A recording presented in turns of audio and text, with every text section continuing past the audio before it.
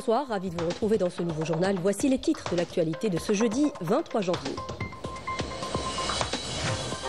Début ce jeudi du retrait des formulaires de la candidature pour les membres des assemblées populaires de Wilaya et des assemblées populaires communales souhaitant se porter candidat aux élections de renouvellement des membres du Conseil de la Nation. Installation ce jeudi par le ministre de l'Intérieur, des collectivités locales et de l'aménagement du territoire de Mohamed Ben Youssef en qualité de nouveau wali de Béchar.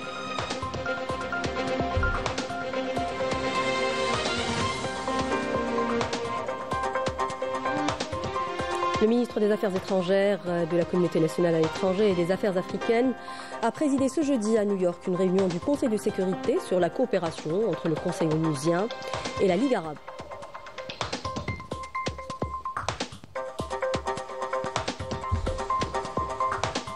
Et dans la page histoire de ce journal, retour sur l'aspect raciste et discriminatoire du colonialisme français. Le musée de l'Homme de Paris abrite des crânes humains, africains et asiatiques issus des périodes coloniales. Il compte également des crânes de combattants algériens.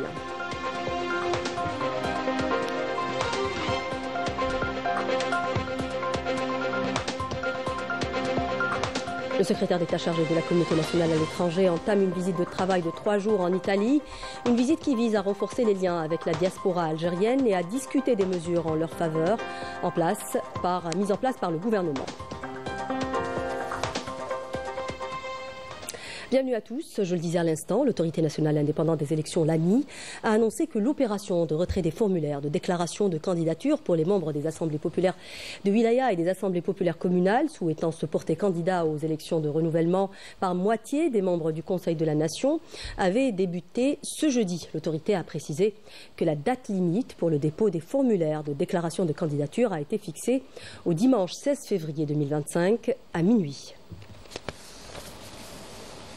En application des instructions du président de la République Abdelmadjid Tebboune, le ministre de l'Intérieur et des collectivités locales et de l'aménagement du territoire Brahim Red a supervisé la cérémonie d'installation de Mohamed Ben Youssef en qualité de nouveau wali de Béchar. La cérémonie s'est déroulée en présence d'électeurs locaux et de notables de la wilaya. À l'occasion, Brahim Red a souligné l'importance d'intensifier les efforts afin d'améliorer le cadre de vie des citoyens en veillant à redynamiser l'économie dans la région et à renforcer le développement local, et ce en se basant sur les potentialités de cette wilaya. Je vous propose de l'écouter.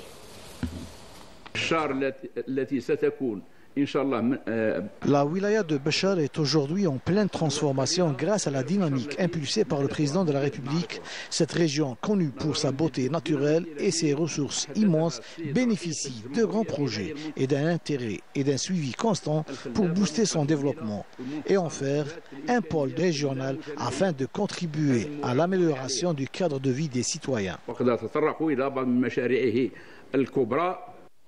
Le wali d'Alger, Mohamed Abdelnour Rabhi, a présidé la cérémonie d'installation du wali délégué de la circonscription administrative de Bab el-Oued, Mohamed Hamidet, en remplacement de Ahmed Ben Youssef, qui a été nommé wali de Béchar, et ce suite à la décision prise par le président de la République, Abdelmadjid Tebboune. La cérémonie d'installation du wali délégué de la circonscription administrative de Bab el-Oued s'est déroulée donc en présence du président de l'Assemblée populaire de Wilaya d'Alger, des membres de la commission sécuritaire, des directeurs exécutifs et des cadres de la Wilaya. Coopération en qualité d'envoyé spécial du président de la République, le ministre de la Communication a été reçu ce jeudi à Windhoek par le président de la République de Namibie, Nangolo Mumba. Mohamed Mzienne a remis au président namibien une lettre du président Abdelmadjid Tebboune dans laquelle il a adressé ses salutations fraternelles les plus sincères et fait part de sa volonté de renforcer les relations de coopération et de partenariat entre les deux pays en vue de les hisser au niveau des liens historiques qui les unissent au service de leur intérêt commun. Les deux parties ont également abordé les questions prioritaires à l'ordre du jour de l'Union africaine en mettant l'accent sur l'importance de la coordination et du renforcement des mécanismes de concertation dans le cadre de l'action continentale commune. Le ministre d'État, ministre des Affaires étrangères de la communauté nationale à l'étranger et des Affaires africaines préside ce jeudi à New York une réunion du Conseil de sécurité sur la coopération entre le Conseil onusien et la Ligue arabe. Le sous-secrétaire général pour le Moyen-Orient et le secrétaire général de la Ligue arabe font partie de la liste des intervenants lors de cette réunion. L'Algérie a diffusé une note conceptuelle dans laquelle il est revenu sur les objectifs de la réunion. Il s'agit d'évaluer l'état actuel de la collaboration entre l'ONU et la Ligue arabe pour faire face aux multiples crises régionales persistantes et identifier les méthodes pratiques permettant de profiter de l'expertise des deux parties en matière de prévention, mais aussi de résolution des conflits. Envisager des stratégies et des mécanismes immédiats et à long terme pour relever avec succès les défis régionaux actuels. La note conceptuelle évoque en outre les moyens d'élaborer des approches conjointes en matière d'aide humanitaire et de protection des civils et d'envisager les mécanismes permettant de faire face aux répercussions régionales des conflits. Je vous propose d'écouter Ahmed Attaf.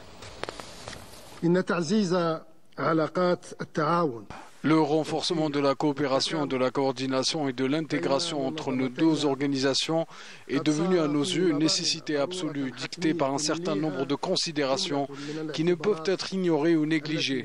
La crise dans au moins le tiers des États membres de la Ligue arabe est devenue malheureusement un point constant de l'ordre du jour de notre Conseil, dominant ses préoccupations, ses réunions et prend le dessus sur les recommandations.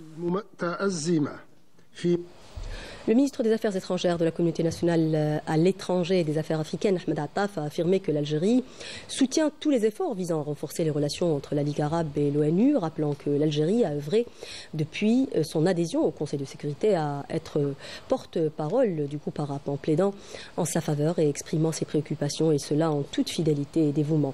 Ahmed Attaf a aussi souligné l'importance de la coopération entre la Ligue arabe et l'Organisation des Nations unies, en réaffirmant que la clé du rétablissement et de la paix et de la sécurité au Moyen-Orient réside dans la résolution de la question palestinienne et le règlement du conflit sur la base de la légitimité internationale. On l'écoute.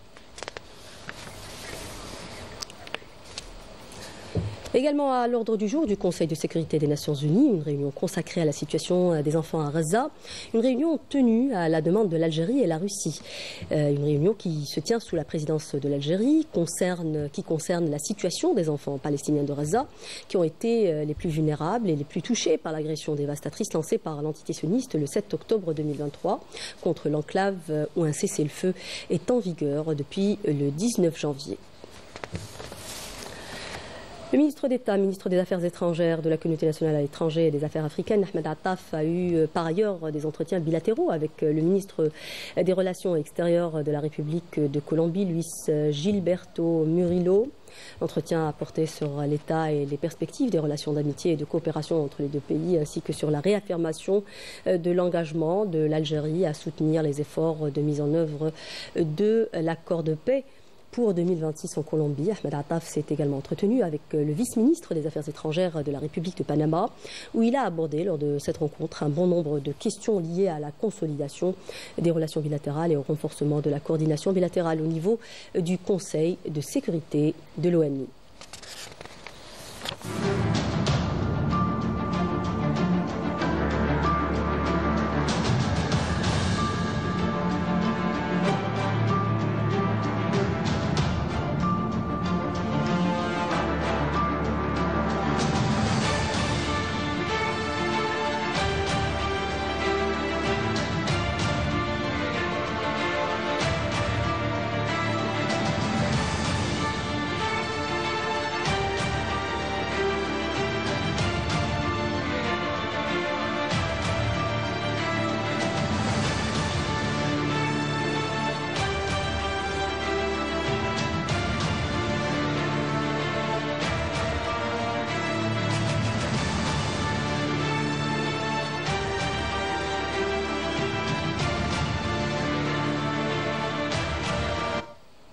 Je lisais en titre dans la page histoire de ce journal, retour sur l'aspect raciste et discriminatoire du colonialisme français. Le musée de l'Homme de Paris abrite des crânes humains africains et asiatiques issus de périodes coloniales.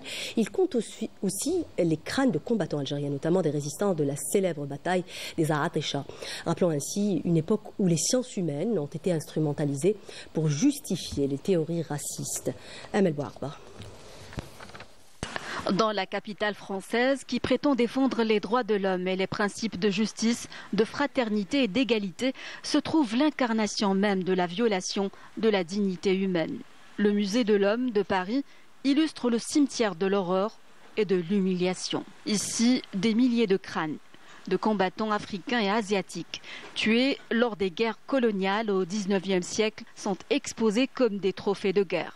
Témoin de la barbarie de la France coloniale, le musée compte aussi des centaines de crânes de farouches résistants algériens qui ont tenu tête à l'occupant français, notamment lors de la bataille des Atcha qui est restée dans les annales. Ce musée de l'horreur héberge environ 25 000 restes humains collectés par les troupes françaises lors des périodes coloniales dans des conditions horriblement indignes qui considéraient les résistants à l'occupation comme des sous-humains. Des pratiques barbares courantes du colonisateur français qui prenait un malin plaisir à décapiter les têtes des résistants à la colonisation pour les exposer au grand public dans ce musée.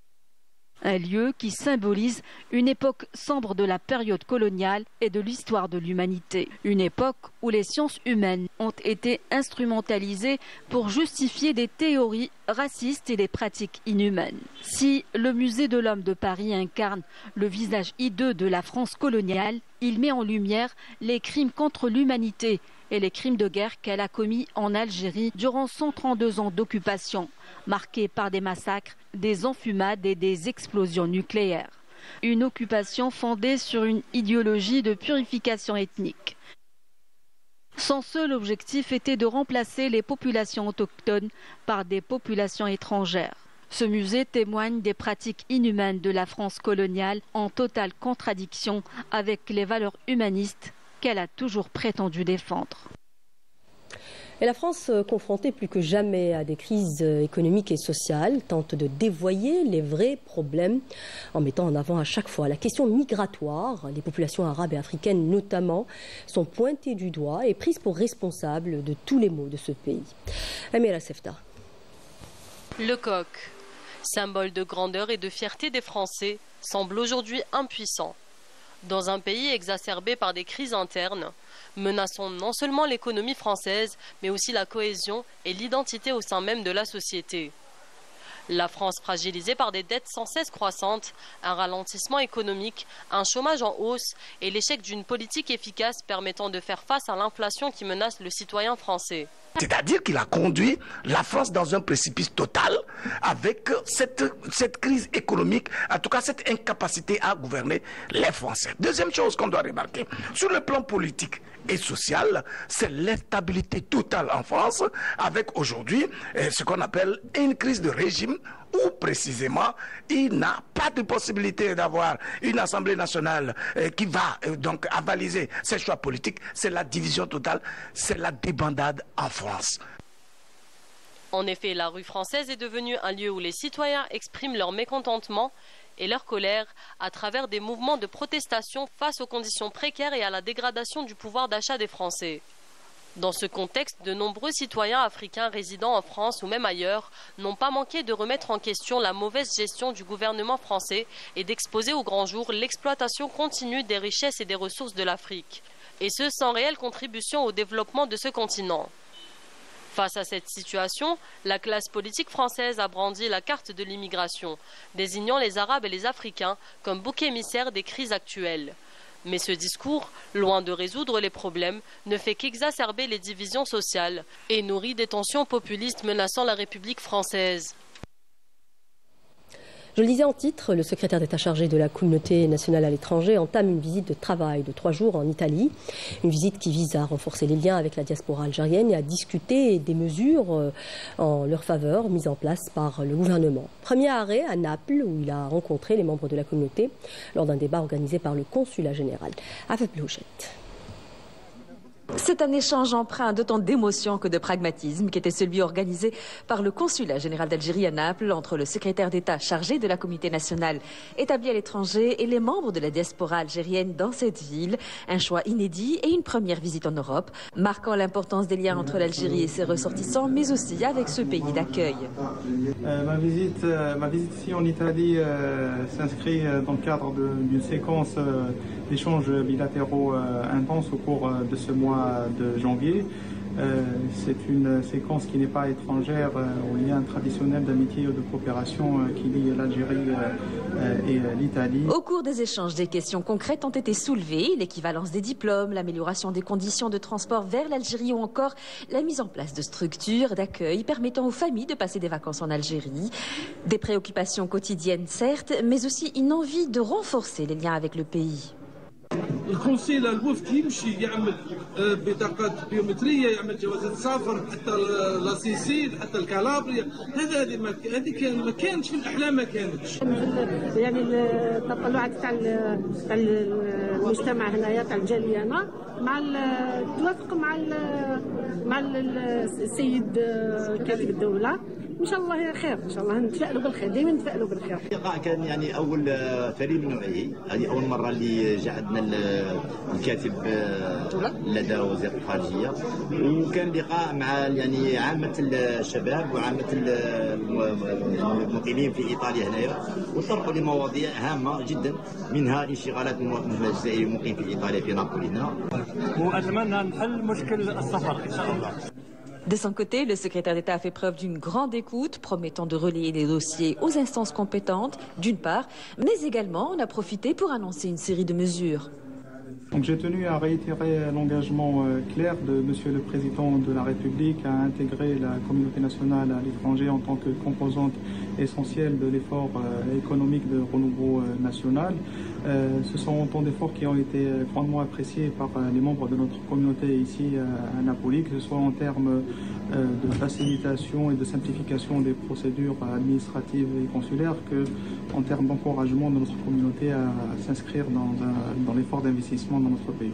Plus tôt dans la matinée, le secrétaire d'État a visité les locaux du consulat général d'Algérie à Naples, inauguré il y a 2 ans, et dernier consulat algérien ouvert en Europe. Une présence stratégique qui témoigne de l'engagement de l'Algérie envers ses ressortissants. Cette visite marque un premier pas dans un dialogue renforcé avec la diaspora algérienne en Italie. Dans le monde, Sahara occidental occupé, la décision de justice de l'Union européenne a donné raison au peuple sahraoui et à son représentant légitime du Front Polisario en annulant définitivement l'accord aérien entre l'Union européenne et le Maroc. C'est ce que nous dit Raouf Hamouche dans ce papier. Le 3 décembre 2024, lors de la réunion du Forum consultatif sur la politique extérieure de l'Union européenne en matière d'aviation, la Commission a informé les transporteurs de l'Union européenne que conformément à la jurisprudence de la Cour de justice de l'Union européenne, l'accord aérien euro-méditerranéen entre l'Union européenne et le Maroc ne s'applique pas aux liaisons aériennes au départ du territoire d'un État membre de l'Union européenne vers le territoire du Sahara occidental. Un tournant décisif pour la cause sahraoui, puisqu'en 2024, la Cour de justice de l'Union européenne a invalidé 2 accords commerciaux illégaux entre l'Union européenne et le Maroc, réaffirmant le statut distinct et séparé du Sahara occidental. C'est une nouvelle claque pour le Makhzen, puisque l'accord aérien entre l'Union européenne et le Maroc ne s'applique pas au Sahara occidental. Certaines compagnies aériennes de l'Union européenne proposent toujours des vols vers le Sahara occidental inscrits sur la liste de l'ONU, des territoires non autonomes. Il faut savoir que ces compagnies opèrent en dehors de tout cadre juridique. Une décision qui renforce le rôle du Front Polisario en tant que représentant légitime du peuple sahraoui et établit un cadre juridique clair pour l'Union européenne, sapant ainsi les fondements économiques de l'occupation marocaine depuis maintenant des années. Depuis qu'elle a traité la question du Sahara occidental, la CJUE a rendu une série de décisions, dont la plus notable est la décision historique de décembre 2016. Celle-ci a confirmé que le territoire sahraoui est un territoire distinct et séparé du Maroc. De plus, la décision de février 2018 a affirmé que les eaux territoriales du Sahara occidental ne relèvent pas du Maroc, ce qui annule l'accord de pêche. Il était 8h30 du matin quand j'étais avec 2 collègues à moi à l'aéroport d'Agadir. Les dictateurs marocains nous ont expulsés de la ville occupée de Dakhla pour avoir été en contact avec des Sahraouis de la région.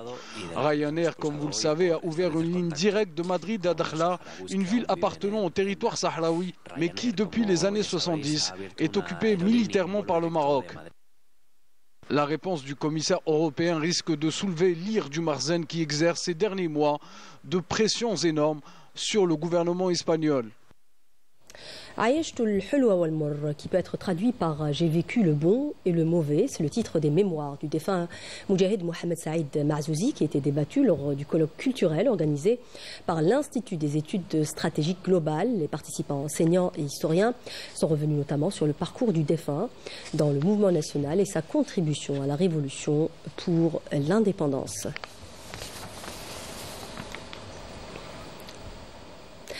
Deux terroristes, Melouki Hosni Di Hamza et Melouki Ahmed Di Yahya, se sont rendus aux autorités militaires à Borj Badji Mokhtar et 15 éléments de soutien au groupe terroriste ont été arrêtés dans différentes opérations menées par des détachements de l'ANP à travers le territoire national durant la période du 15 au 21 janvier. Les deux terroristes avaient en leur possession deux pistolets mitrailleurs de type Kalachnikov, une quantité de munitions et d'autres effets dans le cadre de la lutte contre la criminalité organisée en continuité des efforts soutenus visant à contrecarrer le fléau du narcotrafic dans notre pays. Les détachements combinés de l'ANP ont intercepté en coordination avec les différents services de sécurité lors d'opérations exécutées à travers les régions militaires 76 narcotrafiquants et mis en échec des tentatives d'introduction de 109 kg de kif traités provenant des frontières avec le Maroc, alors que plus de 387 000 comprimés psychotropes et plus d'1,6 kg de cocaïne ont été saisis lors d'opérations distinctes à Tamarasset, Borj Badji Mokhtar, Elizi et Ingzem. Des détachements de l'ANP ont arrêté plus de 250 individus et saisi 32 véhicules, 364 groupes électrogènes, 205 marteaux-piqueurs, 7 détecteurs de métaux ainsi que des quantités de mélange d'or brut et de pierres d'explosifs, d'outils de détonation et d'équipements utilisés dans des opérations d'orpaillage illicite. D'autre part, les gardes-côtes ont déjoué au niveau de nos côtes nationales des tentatives d'immigration clandestine et ont procédé au sauvetage de 127 individus à bord d'embarcations de construction artisanale, alors que 457 immigrants clandestins de différentes nationalités ont été arrêtés à travers le territoire national. Le volume d'eau emmagasiné dans le bassin du barrage de Bni Haroun à Mila s'est accru pour passer à 792 millions de mètres cubes après les récentes pluies et chutes de neige. Pas moins de 50 millions de mètres cubes d'eau supplémentaire provenant des importantes précipitations et des chutes de neige enregistrées en janvier dans la wilaya de Mila et dans les wilayas limitrophes comme Constantine, Stif et Djidjil. Si la pluie et la neige continuent de tomber dans les prochains jours, le barrage atteindrait sa pleine capacité d'1 milliard de mètres cubes. Pour rappel, l'ouvrage hydraulique géant de Bni Haroun assure l'alimentation en eau potable de 6 wilayas du pays, de l'est du pays, en l'occurrence Mila, Betna, Constantine, Bouagui, Khenchla et Djidjil, en plus de l'irrigation des périmètres agricoles de Tlerma à Mila et de Chemora à Betna. Et direction à présent à Saïda, à l'ouest du pays, une région agricole par excellence. Les conditions météorologiques, notamment les dernières précipitations, ont été au rendez-vous, au grand bonheur des agriculteurs de la région. Nombreux d'entre eux ont d'ailleurs bénéficié de programmes de soutien pour l'agriculture. C'est un sujet signé Myriam Damis. Région agricole par excellence, la wilaya de Saïda se distingue par la diversité de ses reliefs. On y trouve des steppes irriguées qui offrent différentes variétés agricoles. Généreuse, cette année Dame Nature a mis les conditions nécessaires pour une récolte des plus abondantes.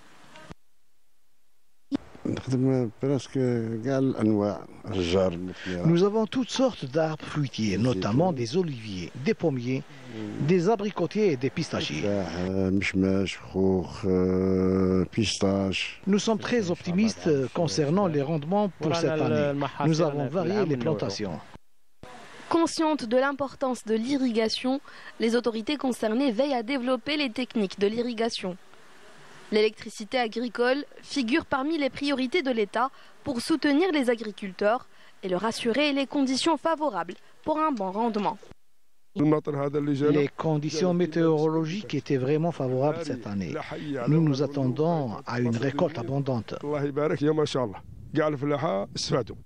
Les récentes précipitations considérées par les agriculteurs comme une opportunité précieuse ont redonné espoir aux agriculteurs qui ambitionnent à renforcer davantage leur production et à cultiver d'autres variétés. Agriculture toujours, et cette fois-ci avec un fruit de saison connu pour son parfum frais et son goût succulent, l'orange de Méditerranée. On vous emmène à Messerine dans l'Oranie où la cueillette de ce fruit, très apprécié par les jeunes et moins jeunes, se fait encore à la main. Yasmine Amri. À Messerine, une vaste ferme verdoyante s'étend à perte de vue, offrant un paysage harmonieux où les orangers se dressent majestueusement. En cette période hivernale, ces vergers s'animent. Dès l'aube, les ouvriers agricoles s'affairent à cueillir soigneusement des fruits mûrs, éclatants de couleurs et riches en saveurs. Réputés pour leur douceur et l'abondance de leur jus, les variétés locales sont récoltées dans le respect des traditions, tout en répondant aux exigences modernes de qualité. Il y a une superficie d'environ 10 hectares dédiée aux agrumes. Auparavant, je disposais de 5 hectares. Puis j'ai étendu cette superficie à environ 10 hectares. J'emploie actuellement une vingtaine d'ouvriers, chacun ayant une spécialité précise, comme la récolte, la cueillette ou encore le traitement des arbres avec des produits adaptés. Nous commençons la cueillette des oranges du 5 décembre au 5 février. Nous avons une production abondante, grâce à Dieu. La récolte exceptionnelle de cette saison témoigne de l'abondance des vergers oranais. Une fois cueillies, les oranges passent par un tri manuel minutieux afin de sélectionner les meilleurs fruits destinés à la consommation directe ou à l'exportation. Une partie importante de la production est également orientée vers d'autres marchés spécialisés dans la transformation, renforçant ainsi la valorisation et l'utilisation optimale de ces agrumes de qualité. Nous sommes ici pour trier les oranges. Il y a des clémentines et des mandarines. Les clémentines sont cultivées sans fertilisation chimique. Le tri se fait directement dans le verger. Notre produit est bien connu. Il est exporté vers l'ouest, l'est et le sud, ainsi que vers des pays africains tels que la Mauritanie. Dans les années 70, il était déjà exporté vers l'Europe de l'Est. Nous nous efforçons de préserver ce produit. L'État nous soutient en matière de douane et de ligne aérienne. Nous souhaitons élargir la production, créer de la richesse et offrir des opportunités d'emploi. En somme, la récolte des oranges à Oran, abondante et soigneusement triée, approvisionne tant les marchés locaux que les filières de transformation, contribuant ainsi au développement économique et à l'exportation des agrumes de la région. Sport football pour terminer. La mise à jour du championnat de la Ligue 1 Mobilis, prévue vendredi et samedi, sera marquée par le Big Derby de la capitale entre l'USM Alger et le MC Alger. L'USM Alger, 5e avec 20 points, qui reste sur une qualification arrachée avec brio au quart de finale de la Coupe de la Confédération africaine, tentera de préserver sa série d'invincibilité et du coup monter sur le podium. Le MCA, 3e avec 21 points, également qualifié au quart de finale de la Ligue des Champions, abordera ce derby avec le même objectif, gagner pour conforter sa place sur le podium. Plus de détails avec Fatah Abada. Se rendra qui est vendredi sur le temple du 5 juillet qui abritera le grand derby algérois tant attendu entre l'USM Alger et le Mouloudia. Il s'agira de la 117e confrontation entre les deux clubs frères, toutes compétitions confondues, et la 90e en championnat. Et le hasard a voulu que ça soit l'égalité parfaite entre les deux teams. 26 victoires pour chacune des deux équipes et 37 matchs nuls. Mais pas que. C'est aussi un derby à consonance tunisienne entre Khaled Ben Yahya, le coach du Mouloudia, et Nabil Ma'loul, l'entraîneur de l'USM Alger. Deux coachs qui se connaissent parfaitement. Qui aura le dernier mot? L'USM Alger occupe la 5e position au classement avec 20 points, à égalité avec le CS Constantine, l'ASO et l'USM Khenchla. De son côté, le prestigieux Mouloudia se trouve à la 3e place avec 21 points, à égalité avec l'Entente de Sétif. L'USMA dispose encore de 3 matchs à rattraper, tandis que le Mouloudia devra gérer 2 matchs supplémentaires pour se caler sur le calendrier de la compétition. Ce Big Derby arrive dans des circonstances particulières, vu que les deux équipes sont sur un nuage après leur qualification en quart de finale de la Ligue des Champions pour le MCA et de la Coupe de la CAF pour le SM Alger. Ce qui promet, on l'espère, du beau spectacle pour les deux galeries qui se déplaceront en masse mais aussi pour les millions de téléspectateurs qui suivront cette belle affiche. Voilà qui termine ce journal. Merci de nous prêter attention. L'info continue sur Canal Algérie avec l'information en langue nationale à 20h. J'aurai le grand plaisir de vous retrouver dimanche. Demain, vous retrouverez Nour Moukaddem. Je vous souhaite une excellente suite des programmes sur notre chaîne. Au revoir.